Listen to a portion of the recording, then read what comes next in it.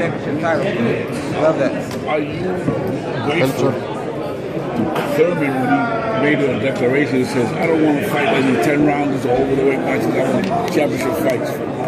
All I want to do is defend my title. So that leaves the door open for it. Yeah, no, I didn't hear that, but I mean that's to me is what makes sense in boxing. You know, that's why we do what we do. We do it to get it, and then we try to prove ourselves over and over again.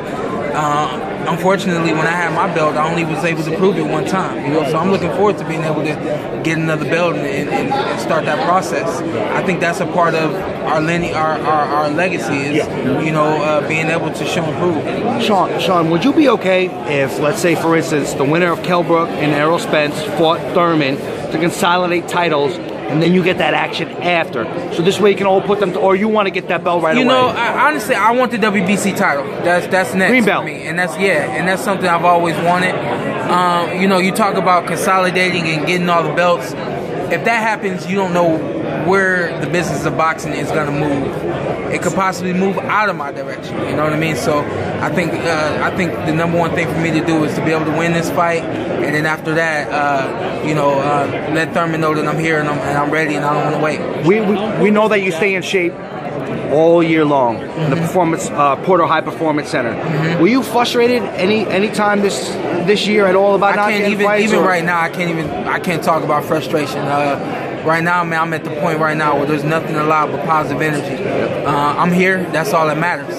Saturday's a couple days away. I'm up here talking to my dad. I told him, I said, we almost there. He said, yeah. You got a dangerous opponent in front of you. That's what you got to think about. We're excited, you know. I feel like, you know, I'm sorry, Andre Berto is dangerous if you allow him to be.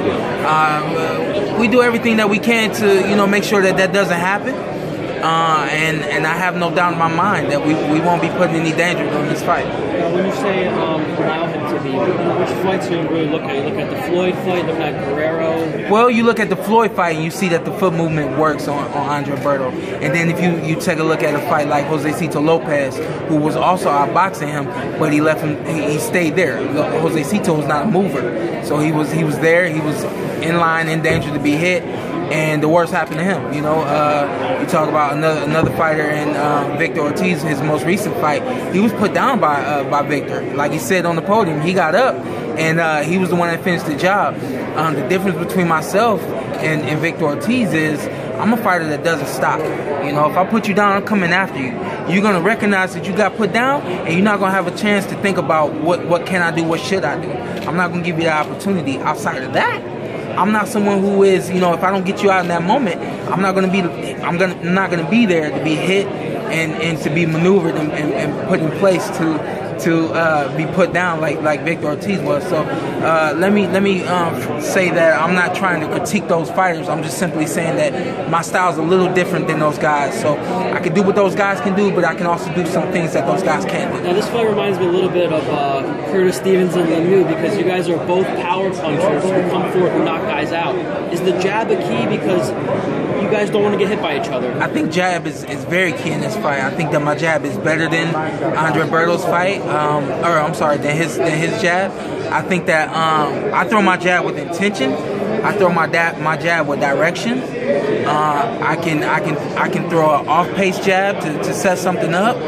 I think that the jab is very pivotal in this fight. Yeah. You think it's very important, you know, for the fans of the welterweight division and the boxing in general to have a great fight like they did against when you fought Thurman, as compared to the Garcia-Thurman fight, which a lot of people were not happy with? Yeah, man, a lot of people were not happy with that fight. I'm not worried about it, man. Like I always say, man, I don't condone boos.